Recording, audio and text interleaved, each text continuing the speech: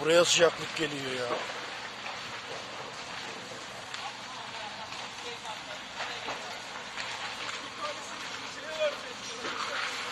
Çok yaklaşma.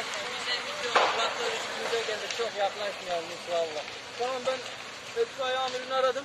2-3 ekip daha yol.